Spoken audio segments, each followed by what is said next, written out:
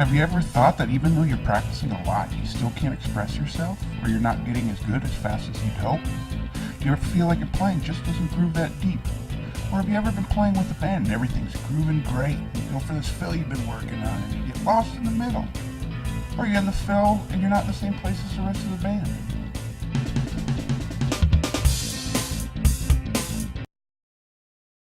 I used to have all these same problems when I was younger until it finally dawned on me why I was having these problems. The problem was how I was learning. When I was in college, I would read every book I could find on how the brain works. Basically, I came to the conclusion that our brain is just a connector. It connects information it receives from all the senses and stuff we already know to learn stuff, and then spits it out the same way that it made it. The more you use any given set of connections, the stronger they become. But what I finally realized that drastically changed my playing was that the way I was practicing was strengthening the wrong connections I needed to reach my goals. To demonstrate this, let me illustrate a typical practice session from my youth. I would go through countless exercises from countless books. In this example, let's use a permutated paradiddle sticking. Here's a very basic overview of the connections I was making in my brain. So I would read the exercise while counting 1E and a 2E and tap my foot on the quarter notes. So the connections I'm making is my foot is telling me where the time is. I'm tapping on the quarter note. I'm using visual information coming in that's telling me what I'm supposed to be doing with my hands. Then I'm using my counting 1E and a 2E and to tell me when to do it.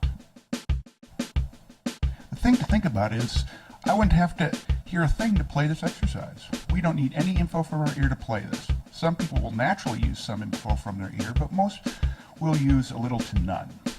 Now, my big realization was that music, like all forms of art, is created by learning from direct feedback of what you are creating. Think of it like this. If you wanted to learn to paint, and you took a great painter and measured all of their brush strokes, and then tried to move your brush in the same way while blindfolded. It's kind of what we're doing. To play music to any degree, you must learn to hear what you are playing. Music obviously has the extra level in that you have to hear what you are playing and make that match up and sound good with what other people are playing. All of those other connections I was making in the last example are completely useless.